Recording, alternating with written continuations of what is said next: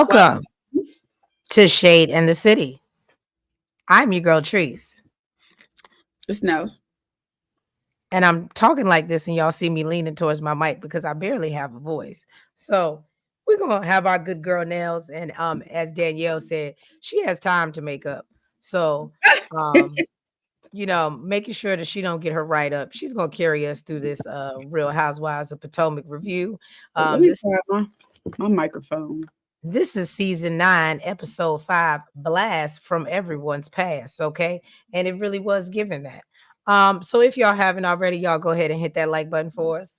And that subscribe button. And y'all, let's go ahead, jump right into it, and let's get shady.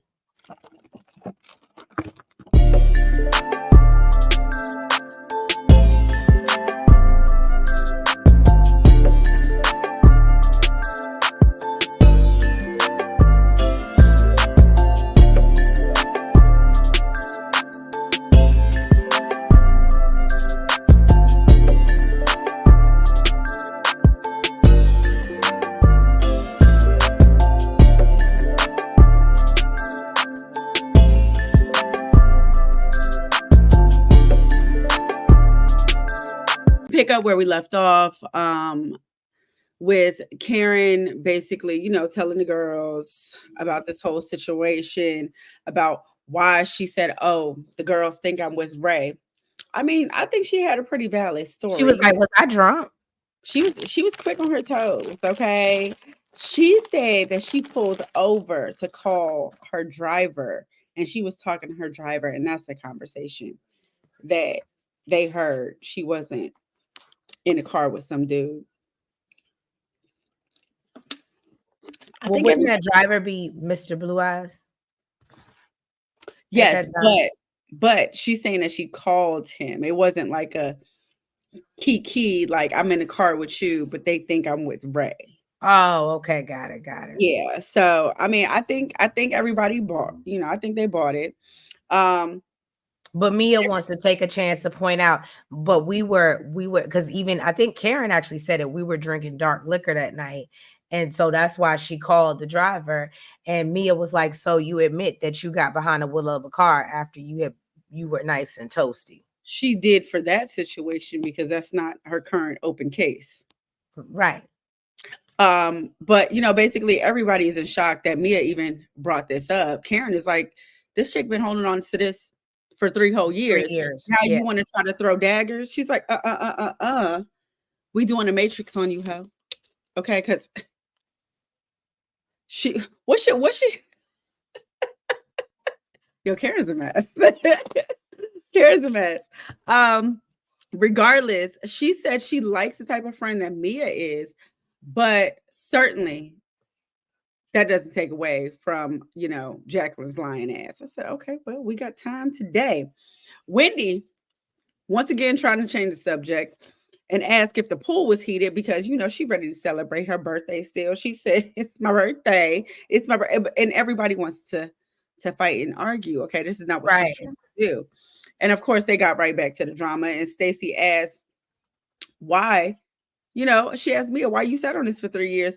Mia said, because Karen never called Jacqueline a liar. And, she would have continued to hold it. But you ain't gonna mess with me and mine. And shout out to Giselle. Apparently, Giselle, I saw something on the line today.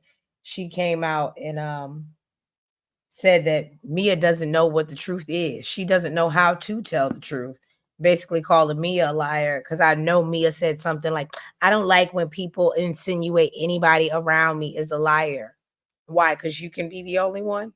I don't understand. You know what I enjoyed this episode? Wendy was clocking all the tea. Oh, yes, she was. She said, but how you... I said, oh, I loved it. So then Karen starts talking about how, she takes accountability for her stuff. And then Mia asked her, how's her marriage holding up, during this time? And she said that she'd been having problems way before all of this stuff happened. Kierna believes, that this happened because she's grieving her mom. She says she completely understands because her and her mom is super close. Stacey told her that she needs a trophy because these chicks is coming at her every 5 minutes. Right. Stacey, where you been? Where you been, girl? It's been like this, okay? Clearly, you ain't watched no past episodes. Ashley sat down with Mia. Basically, she was talking about her taking up for Jacqueline, and she said that she couldn't let her girl drown over there.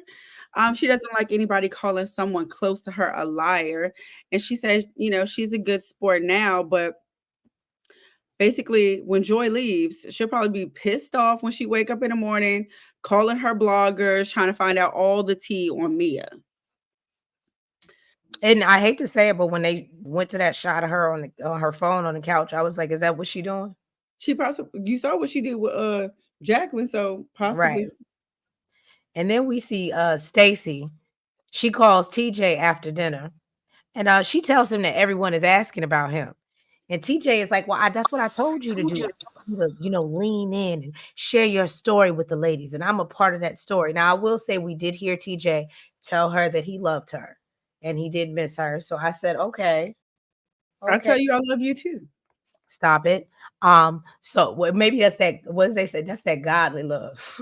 That's that godly love. So, Just like he out here giving church hugs. you stupid. Wendy comes out unexpectedly. So Stacy introduces the two via FaceTime. And then, basically Wendy compares them to two kids who met She at said a Vacation virgin Bible couple. School. A Right. virgin couple that met at Vacation Bible School. I said, nail on head. And she said, and I want out the group chat. I said, well, so all the ladies are waiting. It's like 3 minutes before Wendy's 40th birthday. And she just appreciates everybody's, staying up for her. Ashley asked her for her last words. And Wendy's basically talking about how she normally travels. She thought this was going to be the worst birthday, but she's like, this has been one of the best birthdays. And I love when she shared what her mother told her about aging, and basically was like, people who fear aging, it's because they haven't accomplished what they wanted to basically at that age. And then I heard somebody say, I forgot what show it was on, but I love when I heard somebody say aging is a privilege and not everybody gets that privilege. Mm-hmm. So you should appreciate it because it is a privilege. And I was like, well, so yeah, shout out to Wendy. And she realizes she has accomplished a lot. She's, professor, 4 degrees, okay, host, okay, political commentator. I saw her, I have something on my clip. She was on TV earlier fussing with somebody. I said, you better, girl. And a great mother and a bomb ass wife. So shout out to Wendy. Yeah. Okay. So the next morning, Wendy said that, she thinks it's going to be a dramaless day because it's Wednesday's day. I love that. Period. Mia, she sat outside with Jacqueline and told her Gordon been firing off on all these text messages. Apparently, he always does this when this girl go on a trip because he don't want her to have a good time. Now he's upset about some posts from the past. I guess that happened in April. And now he's commenting on it, talking about how he's feeling used. Jacqueline said that Mia is spoiled and she wants Gordon to wait on her hand and foot, which he still basically does to this day. And she's gonna have to cut the umbilical cord if she wants something permanent with ink. I can agree with that. You know what though? It's so funny to me during this conversation. I was a little taken aback because obviously Jacqueline has all the smoke in the confessionals, right? And I do believe they all do. I do believe she tells Mia somewhat of the truth, but anytime she tries to tell Mia like how she really feels, Mia doesn't want to hear it. So it's like, so you basically just want to vent. You don't want no advice, basically. Because when I try to give you real advice. Well, I think Mia just thinks that she's smarter than Jacqueline and stronger than Jacqueline. Agreed. I can agree with that. I mean, when people say what do they call her, puppet or lapdog, or what do they call her? Sidekick. Her sidekick. I think Mia sees her the same way. So Jacqueline told her to stop telling him that, she loves him because he's not over her and he wants a second chance. And of course, he may take it a different way, and basically tells her that she needs to separate. This girl said that she tries. Okay. When he's not around, he throws a fit. And then when he is around, he feels like it's too much. Right. Basically, she got advice, okay, from a professional, on dealing with someone. Now Siri want to talk to me. Sorry, y'all. It was Um, dealing with someone, yes, yeah, with a manic someone or close to you bipolar. that has bipolar, and basically, yes, support them. Then basically said that, Gordon, he's being financially taken care of, but I guess he'd be having a problem watching the kids. And she said she could afford a nanny, but hello, he's the daddy nanny. Like, get on your job. Um, then Giselle and Jamal, are at the twins' cap and gown ceremony. She said, it hits a little different when it's the last ones, okay? Because she'll never be doing this again. She's proud of the girls that she's raised and knows that her father would be proud as well. You know what I love, and it was so sweet, but I definitely think this is a Virgo trait because, again, I'd say maybe up until we saw the situation with her father, we see her be vulnerable, but there's very few times, and I absolutely saw how she was being strong, but I could definitely see she probably wanted to break down everything in her, like as proud as she was, as you know what I mean, of her girls, and that I could tell she was struggling to even like just keep it But yeah, together to she give that she speech. knows for sure her daddy would have been there. Right, right. Mhm. So I thought it was funny that the ladies are sitting at the table discussing, you know, skydiving, which they're talking about is super duper fun. And Mia tells them that later on today, hey, we're going to go check out the first doctor's office that opened in Charlotte. Who want to I do didn't that? understand why is this an activity? Who want to do that? Everybody just kind of got quiet and was like, you ain't just here talking about skydiving? Right. Why we want to go to your office? Like, so Giselle calls Wendy and sings and dances for her, for her birthday. Tells her she's about to hop on a plane and hurry up over there because she is ready to celebrate her birthday. Karen told her that they have come a very long way, Yes, they and have. she said this is how she wants her 40s to be: zen and open. Um, Look, as long as Eddie got that Zen win, it will be. mhm. And Jacqueline said, yeah, you can't hold on to grudges because it'll keep you bitter and nasty. Mia said it'll make you a bitter old biddy. Okay. I ain't 15 And then minutes I in. love, and then I love when Stacey's like, "Are you guys talking about Karen?" Yes, they were. Okay. They were. They didn't want to own up to it, but yes, they were. Kierna said Karen needs a break this morning, okay? Because y'all been up her ass. Okay. And she told her that she was proud of Karen because they went low, low, low. Mia said that she thinks Karen was proud of her and felt like, she taught her well, and, gave her flute and basically, Kiana, you're working on yours. Kiana said, girl, I don't need no flute. You need that. Okay. Kiana started pulling some cards. Okay. Then Mia asked if she wanted to talk about her drug dealer boyfriend. Ashley basically, told her to clear it up, girl, because it is a rumor, going around that she was. I don't know if it is who you date now or blast from the past, but we did all hear that. So Kiana let her know that no, my man is a licensed clinical social worker. Okay. And then says, let's talk I about think that your I think part. this is just my opinion. I Mm-hmm. think that they were referring to the gentleman that's no longer living Mm. that she was with. That's my assumption. Okay. I didn't know she dated someone that's no longer living. Yeah, remember she said like she had been in a relationship before this guy Greg, but she had like kind of been single for a minute because she was traumatized by the fact that her ex passed away, but they never said how he passed away. Oh, yeah, I do remember that. I Yeah. do. And that's just my assumption. That's alleged, y'all. I'm trying to put things together. Piece it might not fit. Okay. That's all I'm saying. It's a jigsaw. It's a jigsaw, right? So basically Kiana says, well, let's talk about your past. Mia is like, okay, we know it. I'm an ex-stripper, self-made millionaire, entrepreneur, okay. And said at least she didn't have to go to the streets. And I love when Kiana said, bitch, that is the That streets. is the streets. She said that's as street as it gets. Right. Okay. Mia said this hoe is the street. Okay. Kiana said, basically, girl, you talking about the street, but ain't you the one that assaulted Wendy? I said, look. Now I didn't catch this. I didn't catch it. Okay, but apparently No, Mia you called know what? her. Kiana did say that. She did say, "Didn't you assault Wendy?" Yeah. Well, no, no, no. I'm saying I didn't catch this part. Mia apparently called her stitches Yes. because of what happened at the GNA event, and Wendy was like, "Oh, that was super low, low, low, low." Right. I didn't hear her say that, but No, she yeah, said it. She said it. that's I watched crazy. it twice. She said it. Um, Jacqueline, no, definitely not Jacqueline.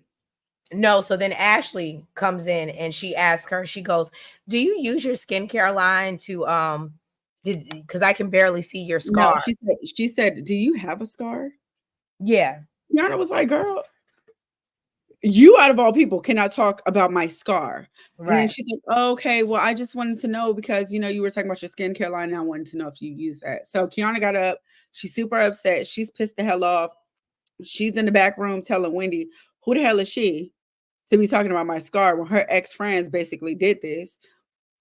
Ashley said she didn't mean it malicious, but um, yeah, Kiana got back to the table and said, listen, for me and you, my face, conversation, it's off limits. Okay. Jazzy asked Ashley if she wears glasses. Okay. Because she said, girl, if you look at her head, you can see the scar. All right. Stacy basically said, you bitches are draining me. Okay. She said, let's keep it on a positive note, like it was last night, because this is giving too much. Kiana says that she plans on having fun, but yes, like I said, she told Ashley that that conversation was off limits for her. Karen decided she wanted to be a little messy, okay, and asked Jacqueline. Look, Help Karen her. said, "I want some of this work. Let's go." Yes, she did, especially for Jacqueline. But not even, Um, I ain't even gonna hold you. Karen even said it. She did the exact same thing that Mia claimed she was doing for Jacqueline because Kiana and her are close. So if you gonna come for my girl and I see her sinking, oh, I'm gonna jump in. Let's go. well, okay, all right, clock it, Trace. So Karen decided that she wanted to be a little messy, so she asked Jacqueline, "How are you and Mr. PP doing?"